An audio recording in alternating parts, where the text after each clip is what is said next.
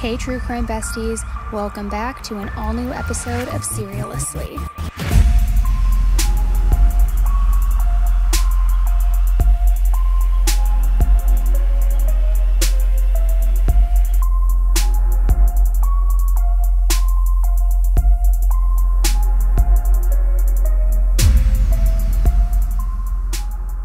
Hey everybody, welcome back to an all-new episode of SERIALously with me, Annie.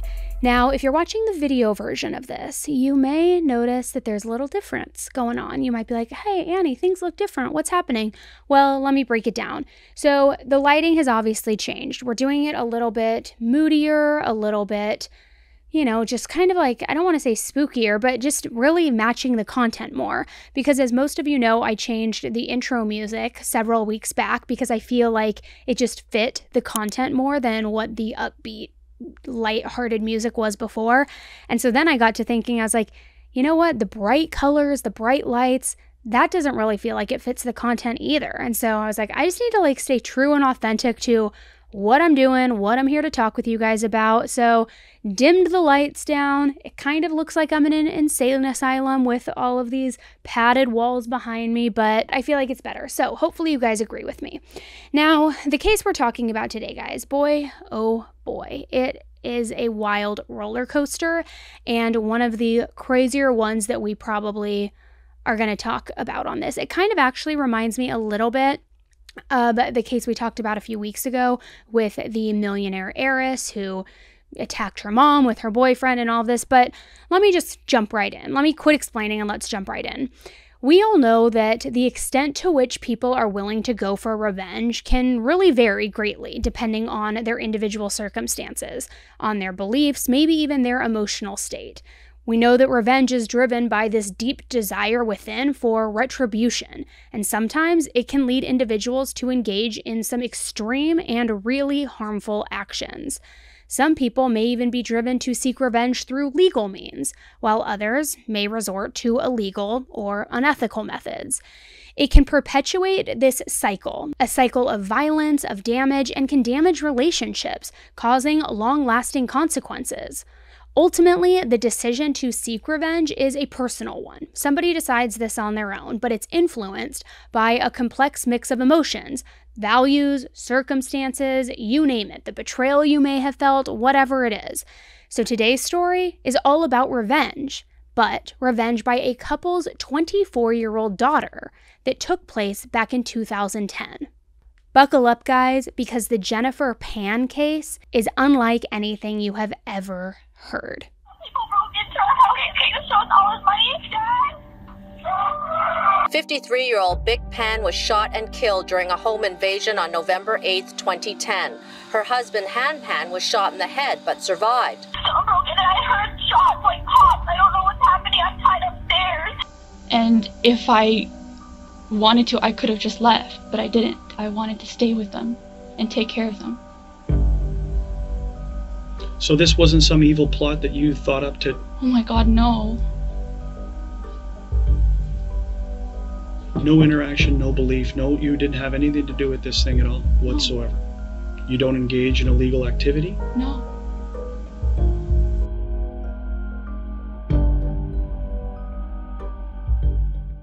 Today we are talking about the case of the Pan family, consisting of Vic Pan and Han Pan. Han is originally from Vietnam and spent his childhood there until he migrated to Canada in 1979 as a refugee. Vic, sharing a very similar background, was also born in Vietnam and arrived in Canada as a refugee as well. Now, the couple eventually met, got married in Toronto, and established their home in Scarborough, Canada. In 1986, their first daughter, Jennifer, was born, and that was followed by the birth of their second child, Felix, in 1989.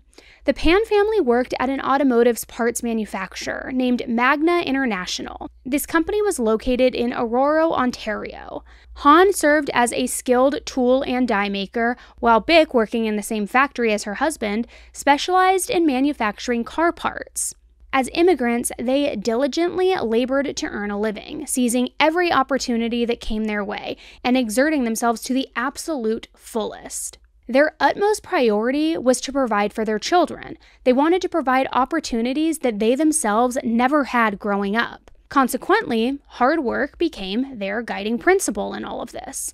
Additionally, they were very frugal and good at saving money. Over time, their hard work paid off too, allowing them to save enough money to buy a beautiful home. In 2004, their long-held dream of owning a home for their family came true. They were thrilled to settle down in Markham, which is a very nice residential area. With their now improved financial stability, they were even able to afford fancy cars like a Lexus and a Mercedes. Their lives became a true reflection of the dream that they had always hoped for and always wanted to afford for their family. They now felt settled and content in their wonderful neighborhood, eagerly anticipating their future. The Pan family was flourishing in every aspect of their lives. However, it is crucial to understand that the Pans were exceptionally strict parents with their two children, often even being referred to as tiger parents. They adhered to a parenting style commonly seen in Asian cultures, which is characterized by rigorous rules, limited flexibility, and significant parental control. Growing up in such a household with extremely high expectations and high values could be incredibly challenging and even burdensome to a few. The pressure to meet their parents' lofty standards was immense, adding to the already demanding atmosphere in their home. Now, Jennifer and Felix were regarded as exceptionally well-behaved children. Felix, in particular, pursued a path in mechanical engineering at a highly esteemed university. This choice was, of course, influenced by Han's desire for Felix to study engineering, specifically to be involved in the family's automotive endeavors. Han envisioned Felix not just working on cars, but also having the ability to design them one day. And Jennifer was equally remarkable in her academic pursuits and had a bustling extracurricular life.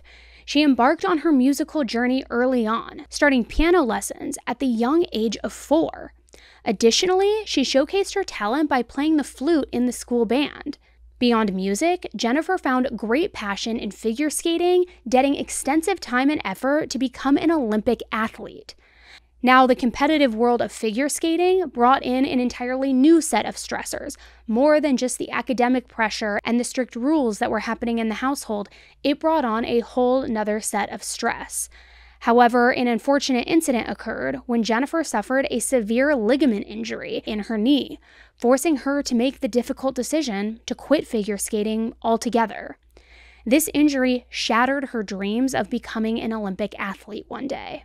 But she still had her academics going for her, right? Because Jennifer was believed to be an exceptional academic student. However, she had been keeping some secrets from her parents, and her school performance was one of them. Despite her parents' high expectations for her grades, Jennifer typically achieved an average in the 70s range, falling short of straight A's, which normally wouldn't bother too many people or too many parents. It's passing.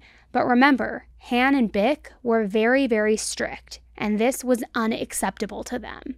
But Jennifer's passion and her success lied in music. She excelled and found great joy in her musical pursuits, but her parents insisted on her achieving the perfect grades. She felt trapped with no other option but to meet their demanding academic standards. So Jennifer resorted to a drastic measure. She began forging her report cards, fabricating her grades to deceive her parents into believing that she actually was achieving straight A's, where in reality, she was just an average student. And this was just the beginning of what would soon spiral out of control. During the period in which the report cards were being faked, Jennifer was enrolled at Mary Ward Catholic School, but her academic performance and behavior began to falter even more, prompting her to switch to a different school. Her parents, who upheld these strict standards and values, were well aware of the school transition, and they closely supervised her daily routine. They diligently picked her up from school and closely monitored her participation in any extracurricular activities. Her parents had an intense aversion to boys as well. Jennifer's parents strictly forbid her from having any friendships with boys or any romantic relationships. This also meant that she was forbidden from attending school dances, a restriction that would naturally frustrate any teenager who is trying to fit in, make friends, go to prom, go to winter formal, and she wasn't able to do any of that. Instead, it was school, home, flute, piano, that's it, that's all, get good grades, no friends, no boys, no nothing.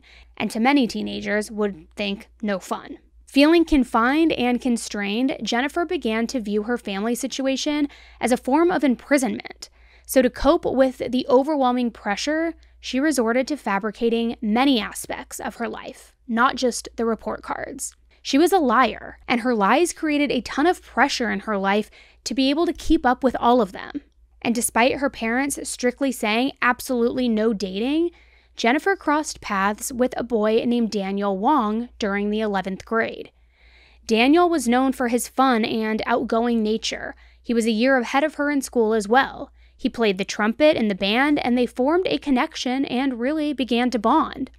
In 2003, an exciting opportunity arose for Jennifer and Daniel as they embarked on a school field trip together to Europe. Their journey included a performance at a very prestigious concert hall. However, smokers who were smoking in the area triggered Jennifer's asthma, causing her to panic and to experience severe distress. But during this moment, Daniel was able to really calm down Jennifer and help ground her, help calm her down from the situation. Because of this, Jennifer felt an overwhelming sense of gratitude and viewed him as a true lifesaver. This incident served as a catalyst, deepening her feelings for Daniel and the bond that they shared. As the summer unfolded, they began dating, keeping their relationship completely hidden from Jennifer's overly strict parents. Jennifer had received early admission to Ryerson University. However, that admission was revoked when it was discovered that she had failed one of her calculus classes during her senior year.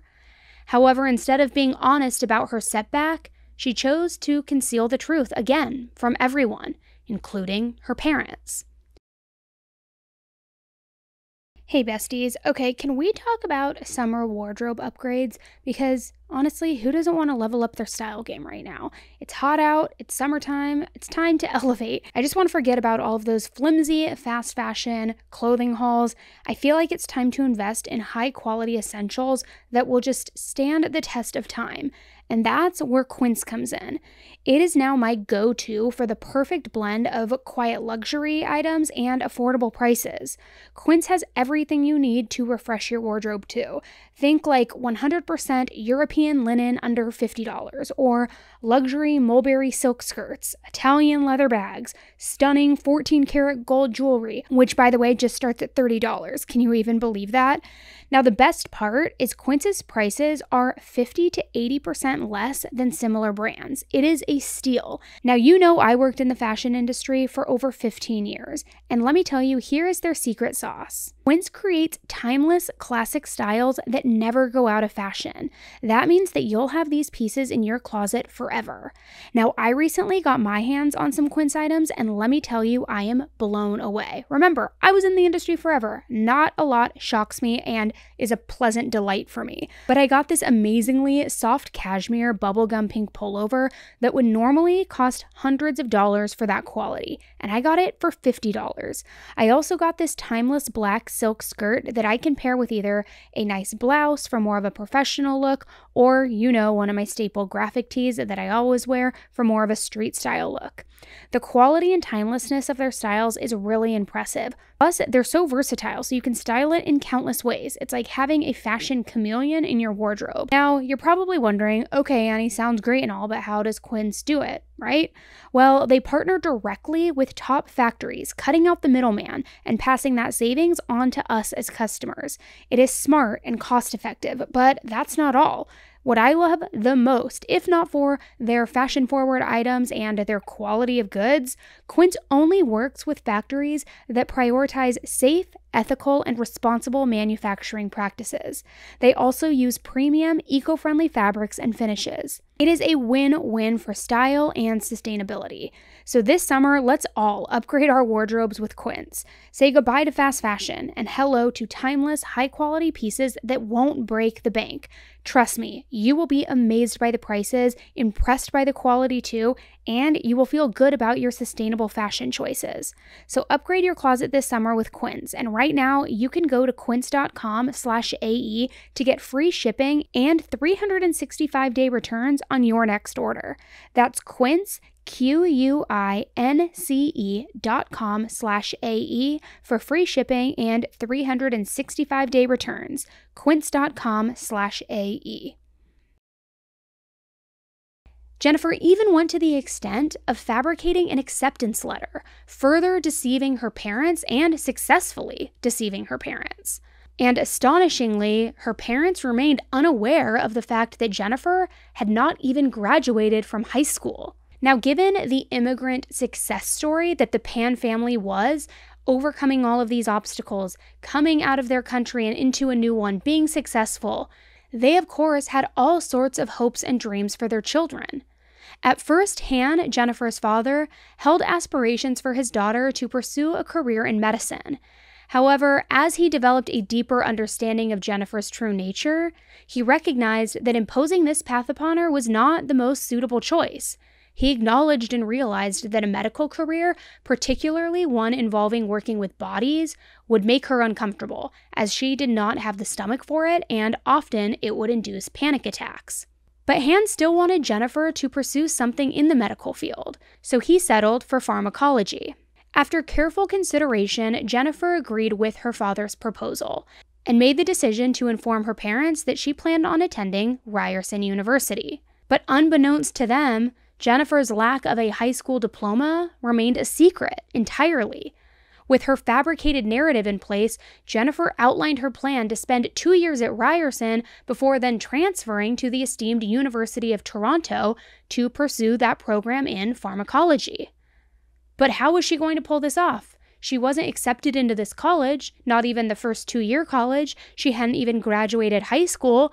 She was spinning this false narrative and this very complex lie to her parents, not necessarily connecting the dots that she was never going to be able to deliver on it. When it came to how her college education was going to be paid for, Jennifer successfully convinced her parents that she had secured scholarships as well, in addition to grants and financial aid to cover her entire education.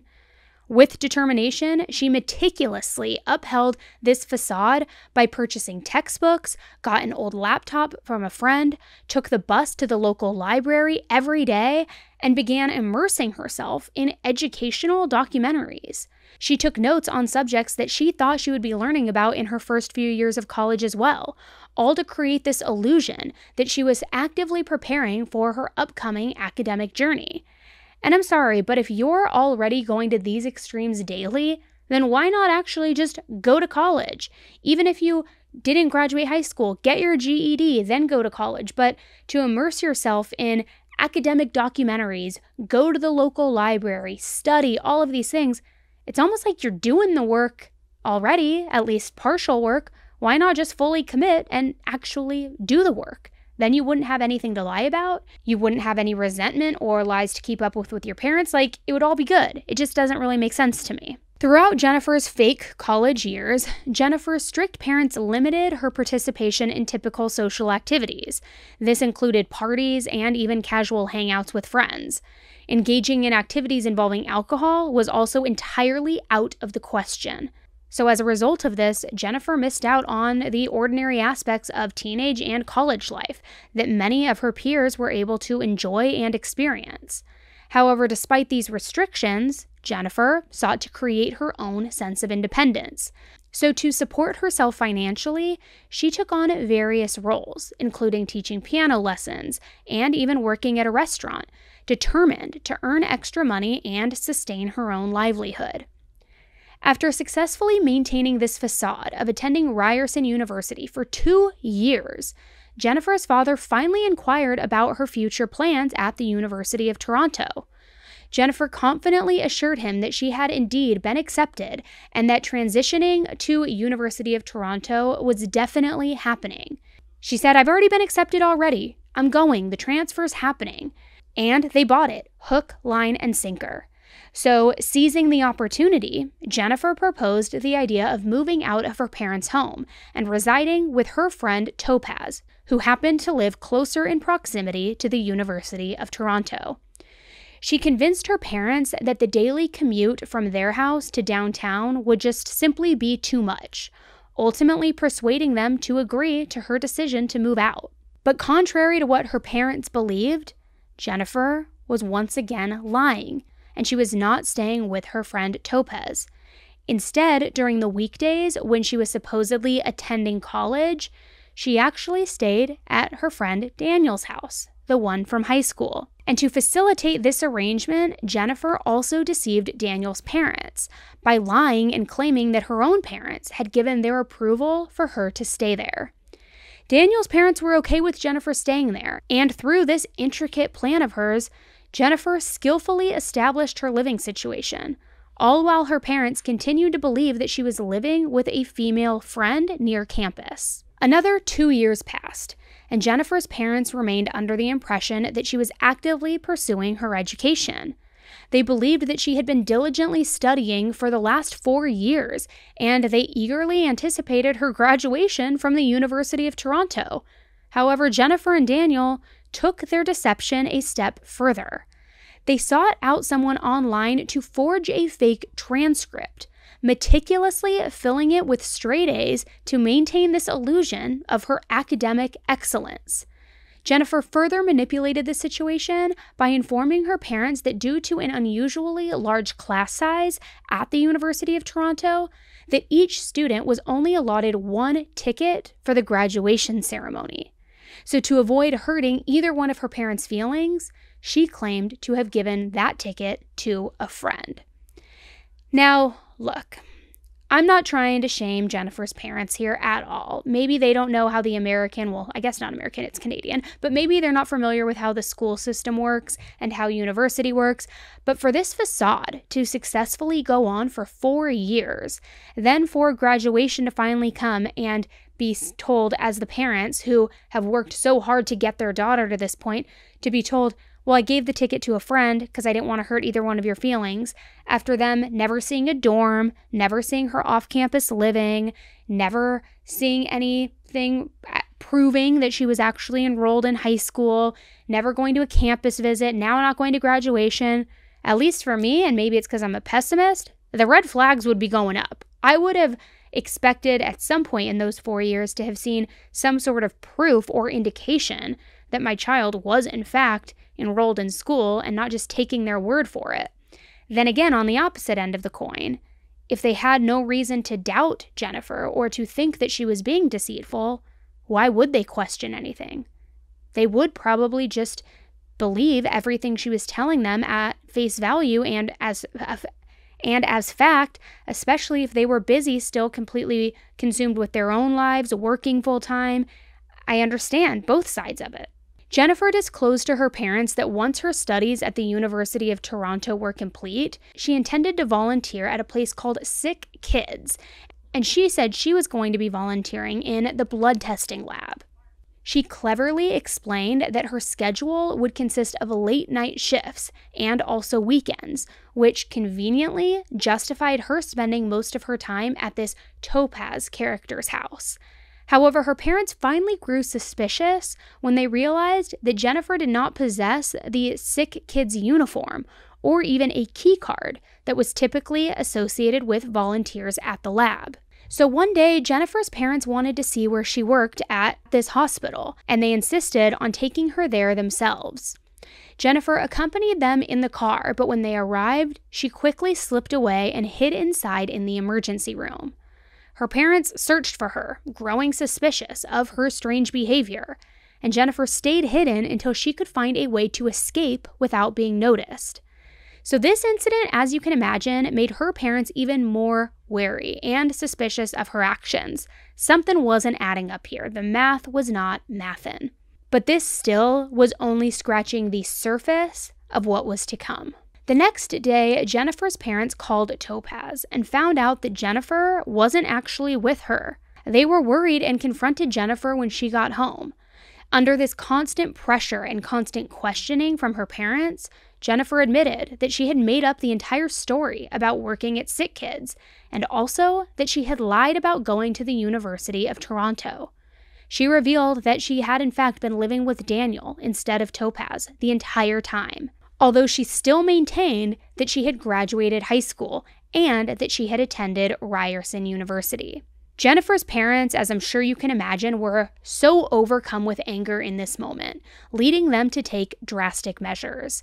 They seized her cell phone, her laptop, effectively cutting her off from the outside world entirely. They forced her to resign from her restaurant job and limited her to only teaching piano.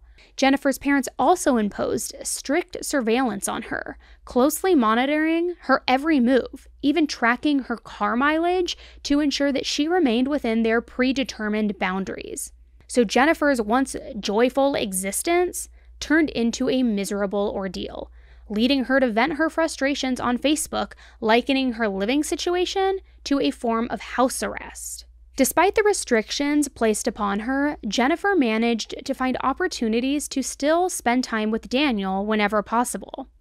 In an attempt to deceive her parents, one night she pulled the whole arrange your blankets and pillows under your bedding to make it seem like you're sleeping inside of it type of thing, when she was actually at Daniel's house the entire time. Unfortunately, her mother discovered this ruse the following morning, leading to an even tighter grip of control from her parents. Jennifer's parents issued strict demands, ordering her to sever all ties with Daniel, to reapply to colleges, and to pursue a career as a lab technician. Her father also delivered an ultimatum, presenting her with a choice: either attend school or face the prospect of being kicked out of the house. He explicitly forbid her from seeing Daniel any longer, leaving Jennifer heartbroken and devastated. He even went to the extreme of stating that if she ever wanted to see Daniel, she would have to wait until he died. That is pretty drastic, but I get it. They think he's a bad influence on her and they're trying to get their daughter on the straight and narrow. So as time went on, Daniel was starting to get increasingly wary of the challenges posed by Jennifer's strict parents and the constant drama that surrounded their relationship. He grew frustrated with the excuses and limitations that prevented them from spending any sort of quality time together. Ultimately, Daniel made the difficult decision to end their relationship entirely, causing immense heartbreak for Jennifer. Jennifer felt overwhelmed and completely lost as she saw everything slipping out of her grasp, particularly her parents driving away the person that she deeply loved. The pain became unbearable when she learned that Daniel had already moved on and started dating somebody new named Christine. Jealousy at this point consumed her, and the jealousy was fueling her desperation even further. In a misguided attempt to regain control, Jennifer concocted a plan to deceive Daniel now. Now, he was her target of deception. So she did what she does best, and she fabricated a story claiming that 3 unknown men had violently entered her home and attacked her. To escalate the situation, she also alleged that a few days later, she received a threatening bullet in the mail from Christine, intended as a warning to stay away from Daniel. I mean, this chick is unhinged. It's one thing to fib to your parents because you want to go to a school dance.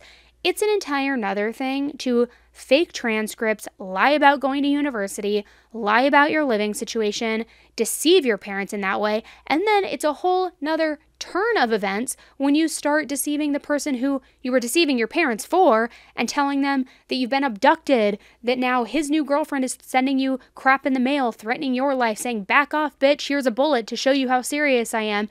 The delusion in Jennifer's mind is unbelievable, and she is unhinged, in my opinion. Then we enter the spring of 2010, and Jennifer found herself reconnecting with an old childhood friend named Andrew. During a moment of vulnerability, Andrew shared with Jennifer that he had once contemplated the idea of killing his father. Now, a moment of vulnerability, yes, because you've got to trust somebody to confide something like that, but also, we've talked about it before on here, when 2 diabolical people meet and then share diabolical shared interests with each other, it quickly spirals and becomes a recipe for disaster. So this disclosure sparked a dangerous thought in Jennifer's mind. She started to believe that her life would vastly improve if she could remove her strict parents, who she saw as obstacles to her relationship with Daniel and obstacles to her own personal desires with her own life. The idea of killing her father began to hold an increasingly enticing appeal to Jennifer. Andrew introduced Jennifer to his friend Ricardo Duncan, and Jennifer claimed that together they devised a sinister plan for Ricardo to carry out the elimination and murder of her father in the parking lot of his workplace. Jennifer paid Ricardo $1,500 through the money that she had earned through her piano lessons, and she instructed him to proceed with the act. However, Ricardo deceitfully accepted the money, but failed to follow through with the plan. Eventually, Jennifer came to the realization that she had been deceived and then abandoned any further involvement with Ricardo, calling it a loss. You can't really admit to the police that this guy stole your money because you hired a hit on your parents or on your parent, so call it a wash, call it a loss, and move on. All right, guys, I am so excited to talk to you about today's sponsor because I literally use it every single day. Now, real quick, can I just vent about how exhausting these past few days have been? Late night TV binging, I'm rewatching Revenge for like the 5th time, back-to-back Zoom meetings, all while trying to keep up with 2 toddlers. It's like life never slows down. But I'm going to be honest with you and tell you what keeps me going. It's Liquid IV. It has been a game changer for me, not just for those high energy moments, but for everyday living. Adding 1 packet of Liquid IV to a 16-ounce water bottle or into your Trenly Stanley cup, because I know so many of you guys have got one of those, it gives you the same hydration as drinking 2 to 3 bottles of water. It hydrates you 2 times faster and more efficiently than water alone. Also, to all my wine drinking besties out there, this is a game changer when it comes to hangovers. Seriously, count me on that, trust me on that. So, what's not to love? You've got convenient packaging, check. It makes me feel amazing daily, check. And the flavors, okay, they nailed it. I am obsessed with white peach and lemon lime because they are super fresh. They've got like this little zesty refreshment. I'm obsessed. It's no wonder they're America's #1 powdered hydration brand. And guess what? Now they also have a sugar-free option too. Hydration Multiplier Sugar-Free is a game changer with its 0 sugar and no artificial sweeteners. So whether it's those late nights out at the bar, any marathon meetings you're in, or just for your everyday hydration needs, Liquid IV has got your back. Real people, real flavor, real hydrating.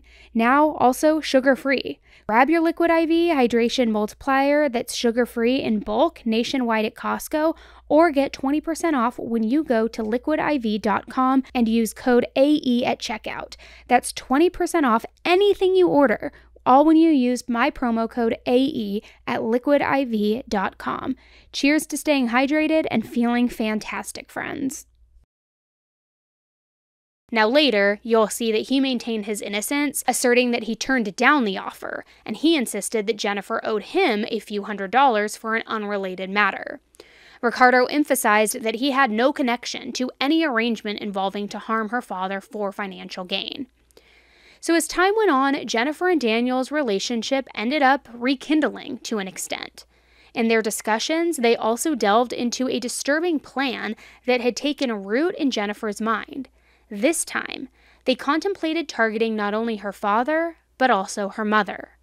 Their scheme involved hiring professional hitmen who would carry out the murder of her parents.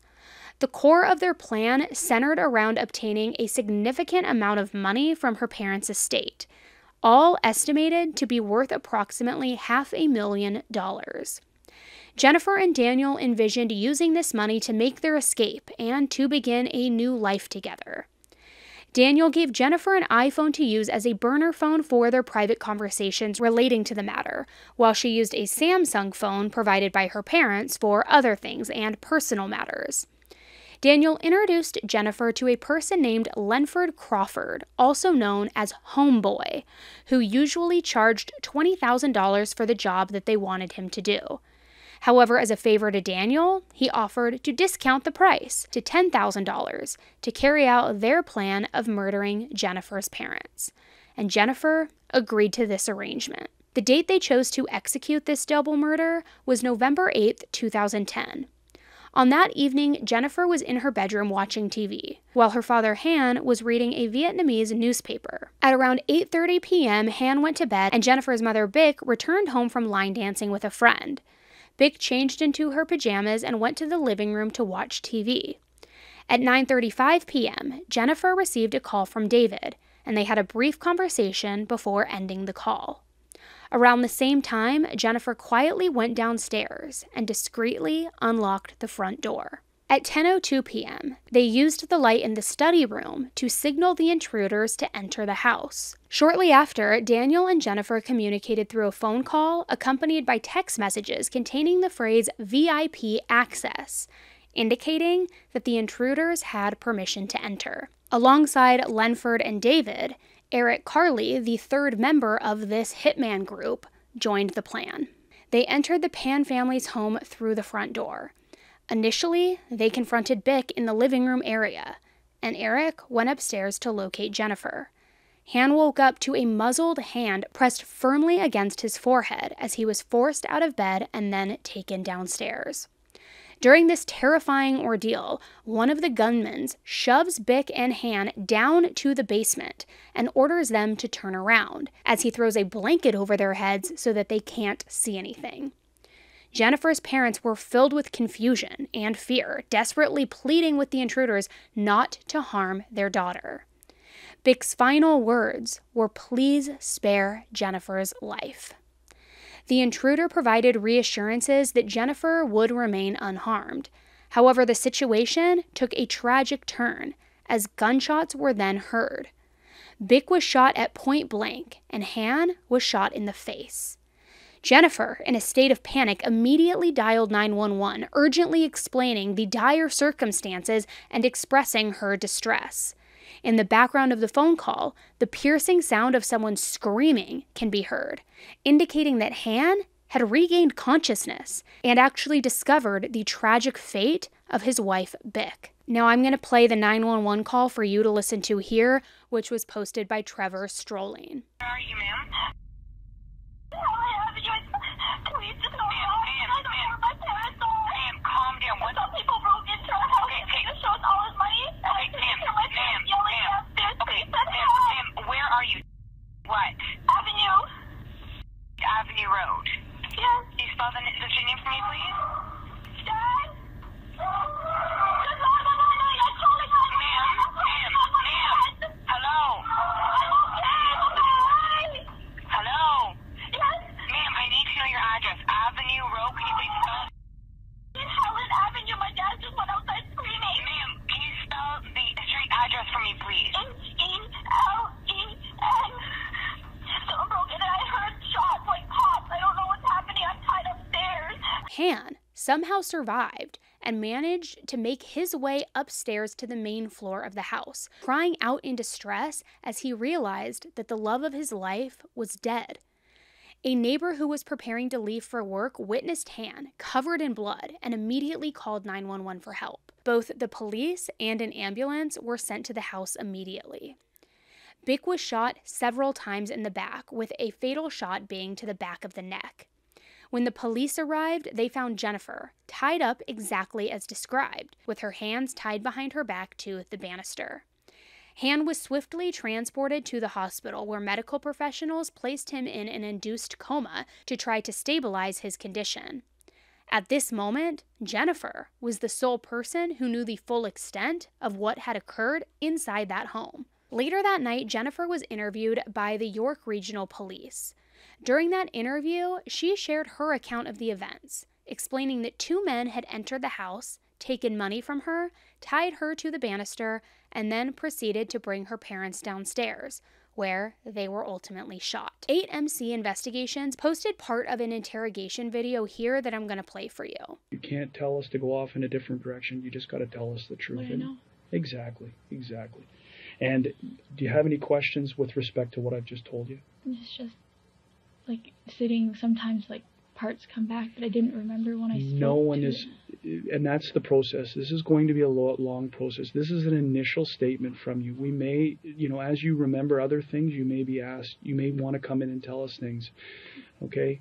No one is going to tell you how to give a perfect statement. You just do what the best you can, given what you're dealing with, okay? Suddenly, I just heard my mom calling for my dad to come down, and that's when I lowered the volume on my TV, and I could hear the voices weren't any voices I was very familiar with, and so I was scared and I couldn't move. I just sat in my room for a while, and then I thought I heard them all leave the top floor, and I peered out of my bedroom door, and a guy was there, and he came at me and had string in his hands and tied my arms back and said, "I have a gun behind your back. Do what I say. If you do what I say, then no one will get hurt.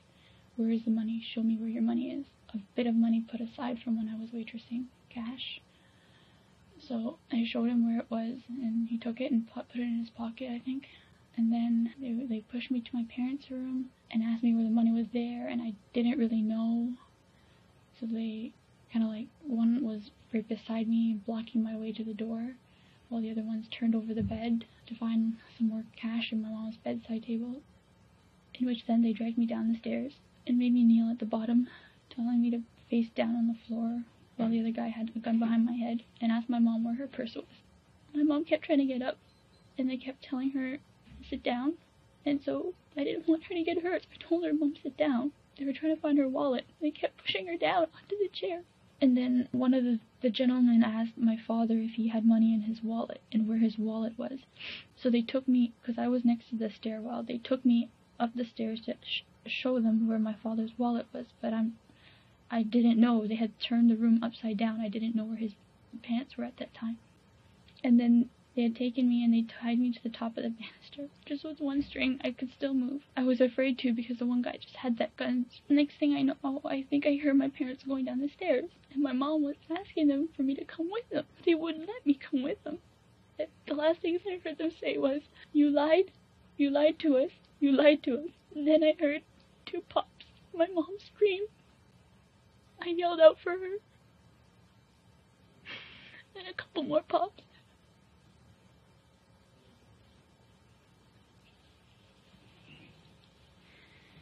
Take your time. Take your time. And I think I heard my mom say or moan or something, and then they did one more before they left, and then one of the guys said, "We have to go now, it's been too long."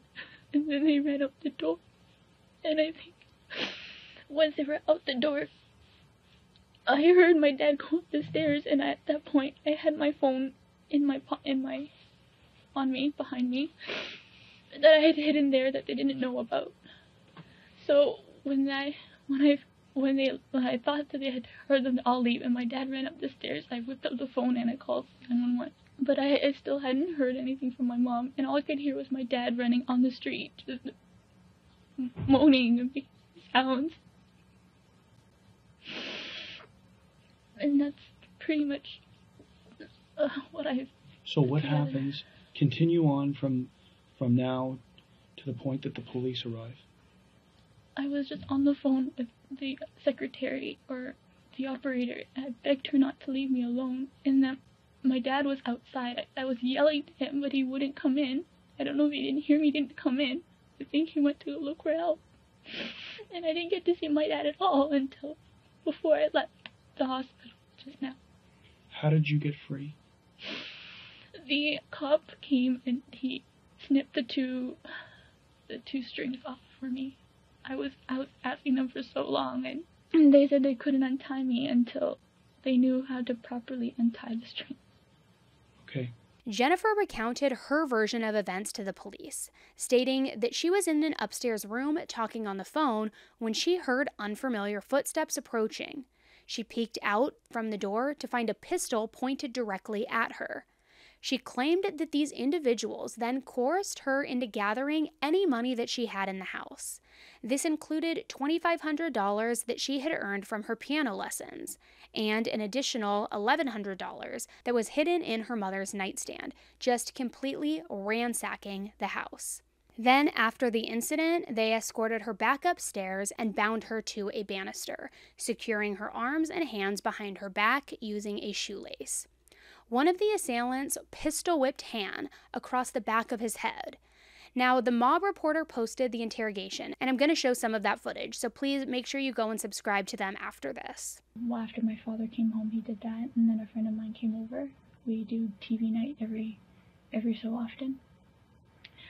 So my dad, I guess, went up on the computer as he always does, and I was downstairs with my friend watching movies, and my mom was out dancing. My friend left around 9, I believe. Mm-hmm. And then I upstairs in my room, called it a night with the TV on, talking on the phone with a friend of mine. And then shortly after, my mom came home. I believe that was around 9:30 or so. She was rummaging downstairs. I didn't think anything of it. And then suddenly I just heard my mom calling for my dad to come down. And that's when I lowered the volume on my TV, and I could hear the voices weren't any voices I was very familiar with. And so I was scared and I couldn't move. I just sat in my room for a while. And then I thought I heard them all leave the top floor, and I peered out of my bedroom door. And a guy was there, and he came at me and had string in his hands and tied my arms back and said, "I have a gun behind your back. Do what I say. If you do what I say, then no one will get hurt. Where is the money? Show me where your money is."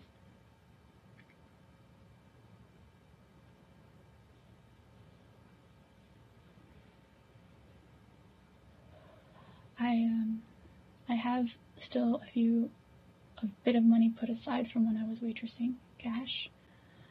So I showed him where it was, and he took it and put it in his pocket, I think. And then that's where they pushed me to my parents' room and asked me where the money was there, and I didn't really know. So they kind of one was right beside me, blocking my way to the door, while the other ones turned over the bed to find some more cash in my mom's bedside table.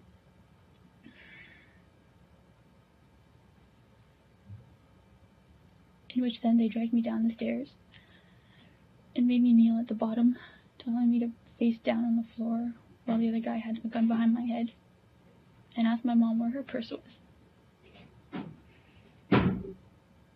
My mom kept trying to get up, and they kept telling her to sit down, and so I didn't want her to get hurt, so I told her, "Mom, sit down." They were trying to find her wallet, but her English is good, so she kept saying purse. They kept pushing her down onto the chair. Okay. Take your time. Take your time. All this is very important, so take your time.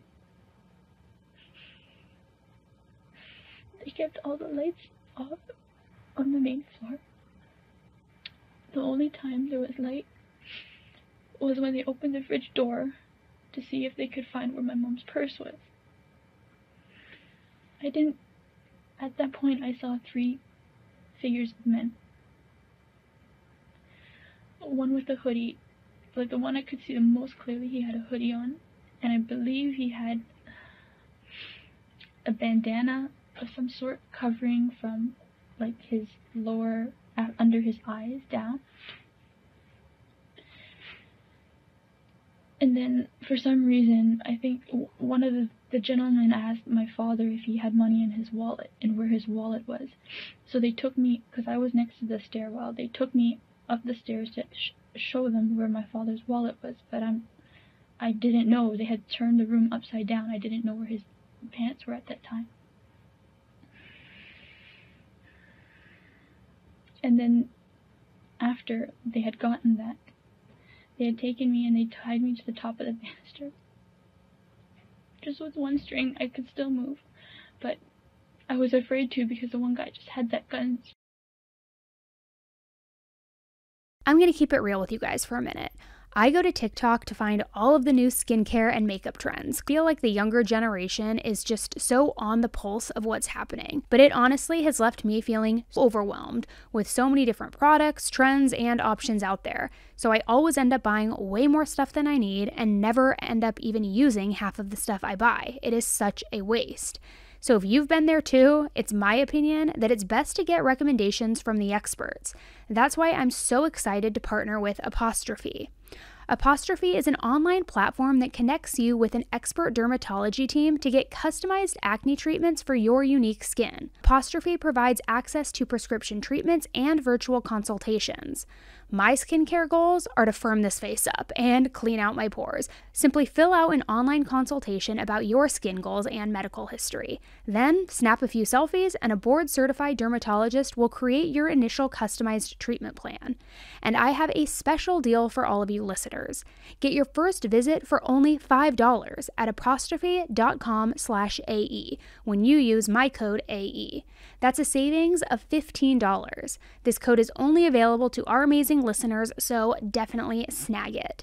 To get started, just go to apostrophe.com/AE and click Get Started. Then use my code AE at signup and you'll get your first visit for only $5.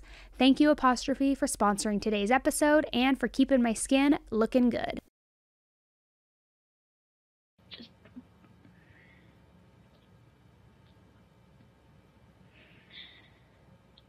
Next thing I know, I think I heard my parents going down the stairs, and my mom was asking them for me to come with them. They wouldn't let me come with them. And after they said, the last things I heard them say was, you lied to us, you lied to us. And then I heard 2 pops.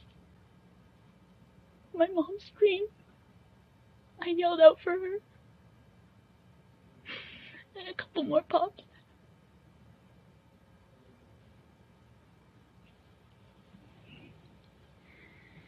Take your time. Take your time.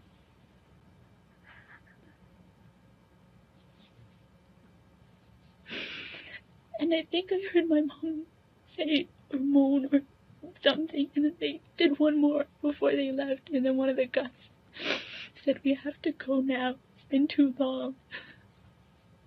And then they ran out the door, and I think once they were out the door, I heard my dad go up the stairs, and at that point I had my phone on me, behind me, that I had hidden there that they didn't know about.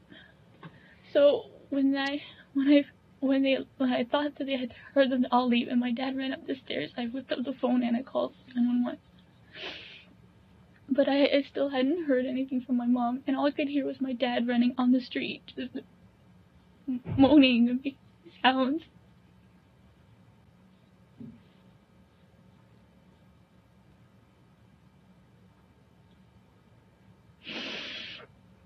And that's pretty much what I've... So what happens? Continue on from now to the point that the police arrive. I was just on the phone with the secretary or the operator. I begged her not to leave me alone, and then my dad was outside. I was yelling to him, but he wouldn't come in. I don't know if he didn't hear me, he didn't come in. I think he went to look for help. And I didn't get to see my dad at all until before I left the hospital just now. How did you get free? The cop came and he snipped the two strings off for me. I was asking them for so long, and they said they couldn't untie me until they knew how to properly untie the string. Okay. So we've gone through a very tough portion, and now we're sort of going to go back clinically. You know, I want you to put yourself now as a figure looking down at what you see. Okay. So you go back. You're up in your room at 9:30, correct? 9:30. You're on the phone. Who are you on the phone with? With a friend of mine, an old coworker. An old coworker. Are you on the phone with that person when you hear these voices that you don't recognize? Yes. And do you remain on the phone with this person, or when does that conversation end? It ended when I heard my mother asking my father to come down the stairs. And normally they don't communicate very well sometimes. So what I did was I told my friend I'll call you back. And I hung up, stuck the phone in the back pocket, and started to go out the door. And that's when I noticed that there were men running around. Okay, so let's back up again. When you hear your mom come, do you hear your mom in the house? She was in the house. I had gone down the stairs. Did you hear, so before this is when did you hear your mom for the first time in the house? When she came home. And what time was that? 9:15. Is there a time period, and where's your father at that time? He's just finishing on the computer, I think, and he was heading to bed. So did you physically see your mom? Yes. And at that time there was no one strange in the house? No, she was on the downstairs sofa. She was watching TV when I last saw her. Okay. Where is so between that time that you see her and you leave her on the sofa until you hear the noises, the strange, the voices as you describe them, how long is that? Maybe a half hour. A half an hour? Where is it your mom was before here? She goes dancing every Monday at Saint. I'd like to say St. Paul, but I'm not 100% sure. Jennifer also seemed concerned about the phone usage that they would be looking at. We're going to give your phone back to you, okay? And your brother is just being interviewed next door.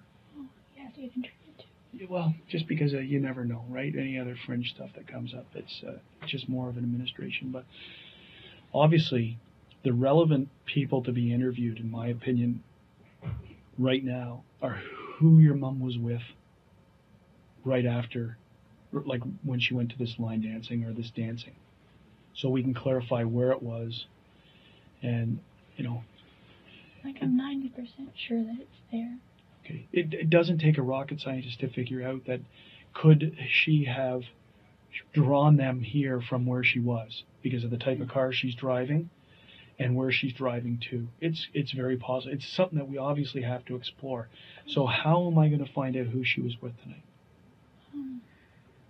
I don't have her number at home. Is there a way on your my phone? Uncle, Can you use your phone to find out who the people she was with tonight? I could ask one of my uncles and ask them for that girl's number. Okay. It's one of his nieces. I'm going to ask you to do that, okay, if you can do that for us. Who are you with? What phone service are you with? Rogers. With Rogers? Okay. We're going to prepare a consent for you for the phone records. And then I'm going to give your phone back. I'm going to ask you to call this uncle so that we can find out where she went, who she was with, and where she went tonight. Mm-hmm. Because we need to obviously confirm where it was, and confirm who she was where and if there was any problems. Okay? My question is, how far deep into this will I look for my phone? Just like comment, like regular phone calls to people, just stuff like that? Really, it's just the time stamping of the, we're putting 9 days down because it may come back to you that, I spoke to him, and it may be able for us to be able to identify people that we may need to go back and interview. The interest of us is obviously tonight between 9 and 10, right? But we're just asking for this. We're not asking for months and months and months. It's 9 days that we're asking for. And generally it's because we may come back to you and say, okay, we want to interview this person. And you go, I don't know where they live, but I spoke to them, or we got the phone records. Is this the same person? And we'll have their address, at least what is registered to their phone. So it's the only reason we're asking for a 9-day period. Okay. Investigatively, it's not of no real significant value other than today, right? It's only because sometimes I phone, like teachers and stuff like that. No, we're not going to go back and interview all those people. That's not our intention, right? So I need you to fill out this portion for me. So owner, subscriber, It's the same person as this. So it's you and you, your address, the telephone number, and today's date, and then your signature. And what it is before we go into it, this is all being recorded again. So it's just that you consent to giving us the records for a cell phone number 647-965-2118. And you consent to allow the York Regional Police to access the phone records. The said cellular phone company authorized Rogers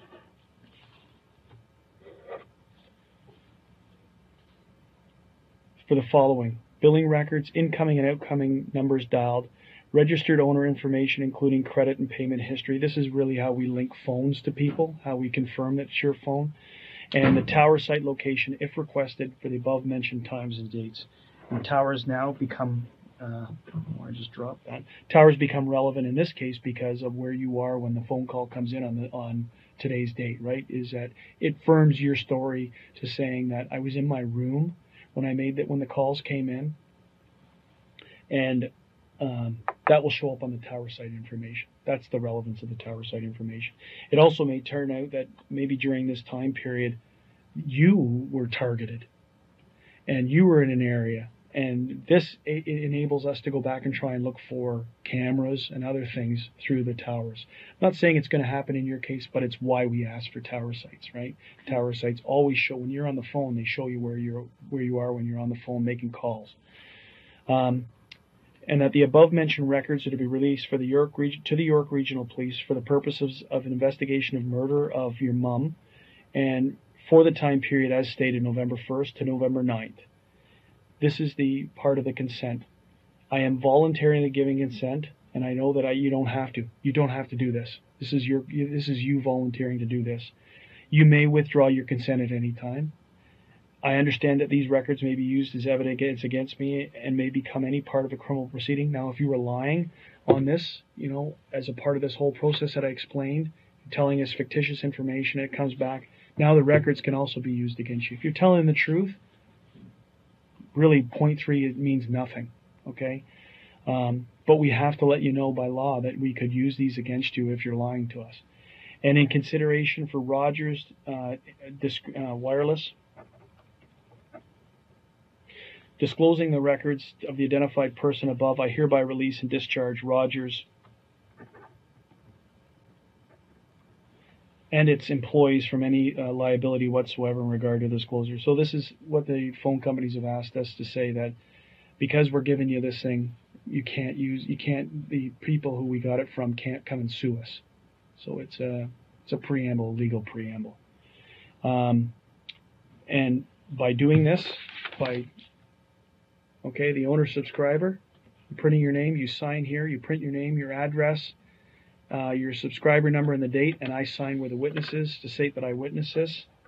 And then I'm going to ask you after this to try and contact that cousin to get us the name of the people who were with your mom tonight.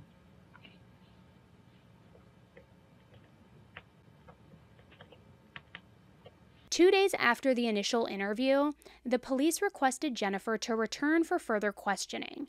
They had grown suspicious and wanted to clarify a crucial detail. How was she able to call 911 so readily, despite being tied up as she had claimed? And her phone was a flip phone, which would have made it even more difficult. Put your hands back behind your back, exactly how you remember they were. Okay? Now, are you restrained from movement? How far can you move your hands from the banister?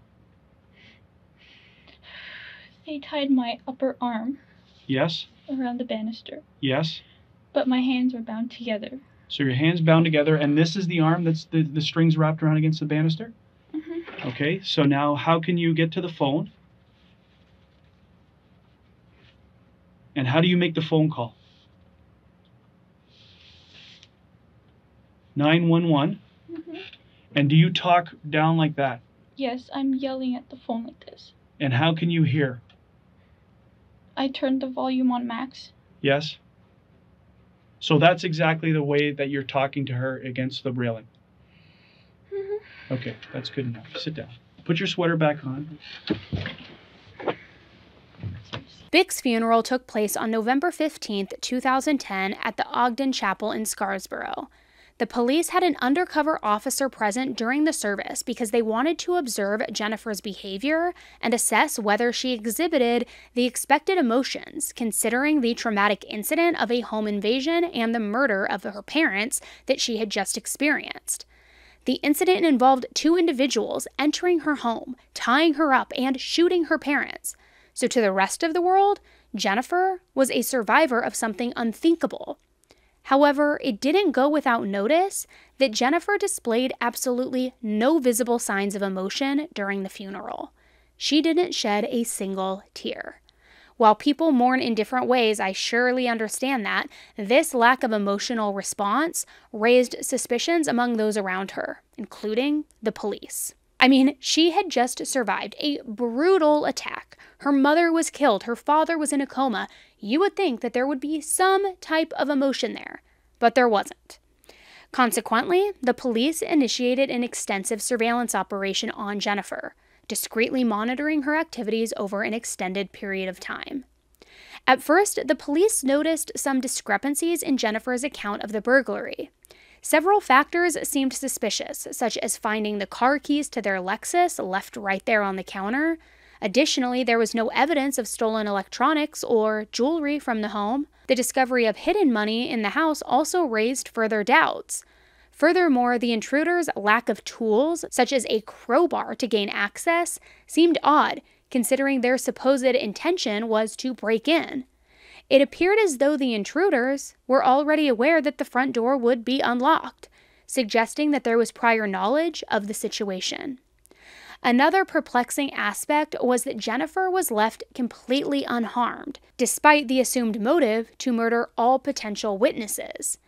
These inconsistencies caused the police to question the authenticity of Jennifer's initial story. So detectives went back to work and they listened to that 911 call again. And they realized something. Ma'am, I need to know your address. Avenue Road, can you please spell? In Helen Avenue, my dad just went outside screaming. Ma'am, can you spell the street address for me, please? H-E-L-E-N. Someone broke in and I heard shots like pops. I don't know what's happening. I'm tied upstairs. Jennifer had said that her father had run out of the house, leaving detectives to question what parent would not check on their screaming child after a home invasion. The only one who could answer that question, though, was Han. 3 days after the incident, on November 12th, Han woke up from his coma. It was a sheer miracle after being shot in the face at such close range. Despite his serious injuries, such as facial fractures, bullet fragments in his face, and a broken neck bone, he had a clear recollection of what had happened that fateful night. Han distinctly remembered seeing Jennifer engaging in a friendly conversation with one of the intruders while they were all inside of the house. And as you can imagine, this revelation heightened the suspicions surrounding Jennifer's potential involvement in the events even more. His recollection was completely different from what Jennifer had told the police.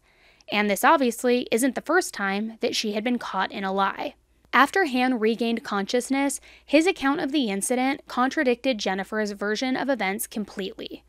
According to Han, Jennifer was not tied up or restricted in any way.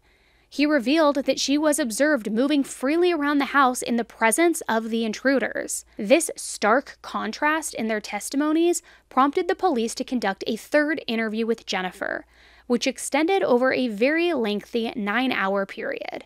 During this intense interrogation, investigators applied pressure on Jennifer in an attempt to shift blame onto her and extract a confession. Eventually, overwhelmed by the circumstances, Jennifer broke down and she confessed to lying, although she did not disclose the complete truth of what had transpired.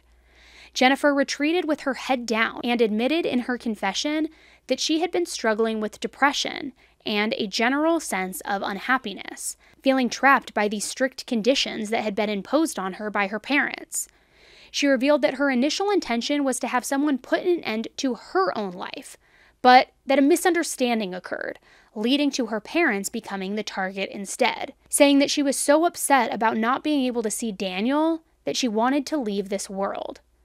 Jennifer acknowledged her involvement in hiring someone to carry out the attack on her behalf, driven by fear, and that she had already apparently failed multiple times trying to take her own life. But then, Jennifer had a last-minute change of heart, apparently. But she said that the gunman wanted a $10,000 cancellation fee, and when she couldn't pay it, they showed up and shot her parents, which really didn't make much sense either. So basically, instead of not giving them any money to do it, she was giving them money to stop it. Now, of course, as a result of her confession, Jennifer was immediately arrested. Detectives still didn't feel right about this story, though, so they brought in Daniel for questioning. We're taking a very quick break in today's episode because I have some exciting news to share with you guys that I have been trying to share for months, but I am just I'm so excited to share it with you. I am about to drop a brand new merch line in the next few weeks, and in order to do that, I've got to use Shopify for it. They're the game changer in the world of commerce platforms, revolutionizing businesses worldwide. Whether you're a garage entrepreneur or IPO ready, Shopify is the only tool you need to start, run, and grow your business without the struggle. They put you in control of every sales channel, from selling satin sheets on their in-person POS system to offering organic olive oil in their all-in-one e-commerce platform. Shopify has got you covered. And let me tell you about their checkout system. It is like magic, my friends. Shopify has the internet's best converting checkout, turning those casual looky-loos in browsers into actual buyers. It is a game changer. Now, back when I had my old merch up, some of you may remember it. I still have some of it up, but nothing like this new merch that's about to land. I used to buy blind, and I ended up with loads of overbought inventory. I would buy tons of size runs, not knowing what I was buying. But with Shopify, it shows me exactly who is buying what, who's buying what sizes, helping me learn exactly what inventory sizes to stock up on for this new merch drop. And get this, Shopify powers a whopping 10% of all e-commerce in the US. That is huge. And they're a global force too, powering with big names like Allbirds, Rothy's, Brooklinen, and millions of other entrepreneurs in over 170 countries. Talk about worldwide domination. And the best part, Shopify's award-winning customer service support is always there to help you succeed every step of the way. They've got your back. This is possibility, my friend, and it's all powered by Shopify. Get ready to take your business to new heights. Sign up for a $1 per month trial period at shopify.com/SERIALously, and that is all lowercase.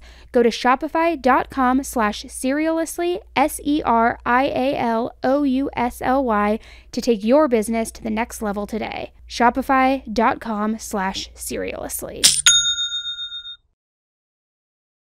Daniel told investigators that Jennifer did want her parents dead, and that he had given her a burner phone to contact the hitmen. By examining the phone records and text messages, the police successfully identified the individuals involved in the attack, even though Jennifer had attempted to get rid of her SIM card entirely. She had tried to get rid of the SIM card, but there were still text messages on the phone itself.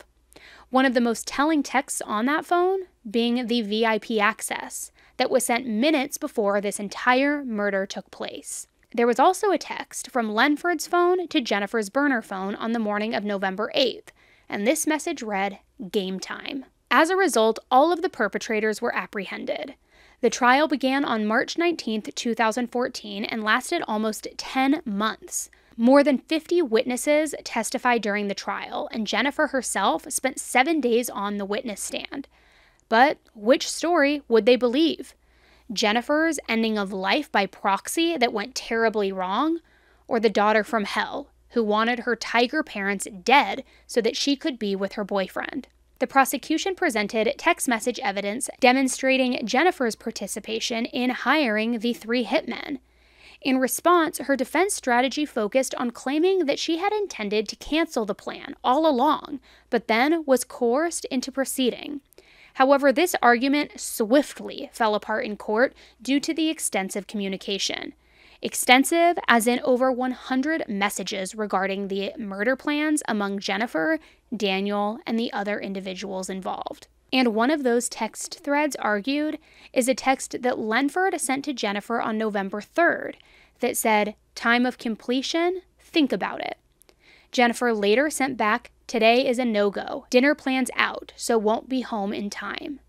Jennifer argued that the text was referring to the time she needed to pay the cancellation fee. However, the prosecution argued that it was referring to what time the murder would be carried out. Why would anyone need to be home in time to hand somebody money? It just doesn't really make sense. If she needed to give him the money, she could have given that to him any time or day or set up a different time. Additionally, Jennifer's defense attempted to depict her as a victim in all of this, a victim of prolonged abuse inflicted by her strict parents. But this argument carried very little weight given the evidence that was presented during the trial. Jennifer's defense argued that she had reached a breaking point and felt overwhelmed by her circumstances, which ultimately led to her making such extreme decisions. However, all 4 individuals involved in the crime, namely Jennifer, Daniel, David, and Lenford, were found guilty on December 13, 2014. They were sentenced to life in prison with no chance of parole until 25 years served. Eric Carty, who was also implicated in the crime, had his trial postponed due to his lawyer's illness. In 2015, he received a plea deal sentence of 18 years in prison. However, in April of 2018, Eric passed away in his cell. Jennifer's father and her brother Felix took legal action to obtain court-ordered protection that would prevent any contact between them and Jennifer. The judge granted their request, further intensifying the emotional strain on Jennifer's father. He has been profoundly affected by the betrayal of his own daughter, experiencing severe anxiety, depression, nightmares, and has difficulty sleeping. His ability to function at work and lead a normal life has been significantly compromised. It is understandable that he would be deeply impacted by the revelation that someone he loved and trusted, his own daughter, had planned to murder him. He expressed a glimmer of hope that Jennifer would come to recognize the gravity of her actions and make efforts to become a better person through all of this. During the trial, he gave statements to the court about how the death of his wife has changed their life. He said, and I quote, "When I lost my wife, I lost my daughter at the same time. I don't feel like I have a family anymore. Some say I should feel lucky to be alive, but I feel like I am dead too. I hope my daughter Jennifer thinks about what has happened to her family and can become a better, honest person someday." Jennifer is presently incarcerated at the Grand Valley Institution for Women in Kitchener, Ontario. Following the incident, Felix, her brother, chose to separate himself from the circumstances and forge a fresh start far away from everyone. He made a move to the East Coast in order to rebuild his life, a new life. Hand's ability to provide his own version of events played a vital role in uncovering the truth behind Jennifer's web of deceit. And I can't help but think, as Bick was pleading for mercy on her daughter's life, with these monsters who she was so scared were going to harm her daughter, actually had been given VIP access to kill her by her own daughter. Now, just when you think everything is done, case closed, it's not.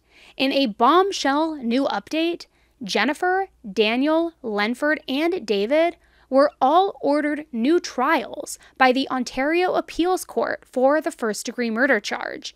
This was announced on May 19th of this year. According to articles written about this new revelation, the appeals court says that the trial judge erred by only suggesting 2 scenarios for the attack. One of those scenarios was that the plan was to murder both parents, and the other scenario suggested by the trial judge was that the plan was to commit a home invasion, and the parents were shot in the course of the robbery. In their ruling, the Ontario Appeal Court said that the judge should have given the jury second-degree murder and manslaughter as other possible verdicts in Bick's murder. Now, obviously, this is big news, and Jennifer's attorney, Stephanie DiGiuseppe, called it a very important day, but said that Jennifer's fight is not over. She said that because the jury was deprived all of the available options, the conviction is not safe. Jennifer's attempted murder appeal for the attempted murder of Han was also denied, and her attorney Stephanie last reported saying that they had not decided on a potential further appeal of the decision to uphold the attempted murder conviction. She said that it is something that the lawyers are considering, though. There is no timeline for the new trial, and as we all know, the legal system is complex and often extremely slow, so it could be quite a while. It will be interesting to see what comes of this new trial and how it could impact Jennifer and the other 3 in terms of their prison sentences and the length of them. The first trial was also so long, so I'm curious to see how long the new trial will be. I really hope that none of these people get off and get shorter sentences because, in my opinion, it is clear-cut murder and the premeditation is certainly there. And I don't think that this was, like the defense is painting it, some girl who was tormented by her parents, their strict rules, and not being allowed to have a social life. I think this is more in line with an entitled, spoiled little brat who wanted to just lie her way through life, and when her parents tried to guide her as good, loving parents back onto the straight and narrow path, she rebelled and ultimately decided to murder them because they got in her way. That's what it feels like to me anyway. What do you guys think about it? I will keep you updated as the new trial goes underway and what we learn from that, but I am very curious to know your thoughts on this case and if you think a new trial is warranted and what you think the true motive was. Do you believe Jennifer was a victim in all of this? Or do you think she is just a spoiled little brat? Let me know. Thank you guys so much for tuning in to another episode of SERIALously with me. Please take one quick second. If you're listening on Apple Podcasts, please take a second to rate the podcast really quick and take 15 seconds to write a quick review. It helps the algorithm. It helps support the podcast, helps push it out there so more people get notified and hear about it. And I would greatly, greatly appreciate it. And as always, as a reminder, if you're not following the podcast yet, and by following, I mean like the actual checkmark action following, make sure you take a quick second to do so. That way, when I drop bonus episodes that are outside of the normal Monday release schedule, you will get notified of them, which I just dropped one a couple of days ago because I did an interview and sit down with Jennifer Coffindaffer, who is a former FBI agent, and we talked all things Idaho and the Idaho case and the Brian Kohberger case. So take a listen to that if you haven't heard it already. But again, by making sure that you're actually checking the box and following the podcast, you won't miss out on any of those bonus episodes. All right, guys, thanks so much for hanging out with me today while we talked about another case, and I will be talking with you again very, very soon. All right, guys, have a good week. Bye.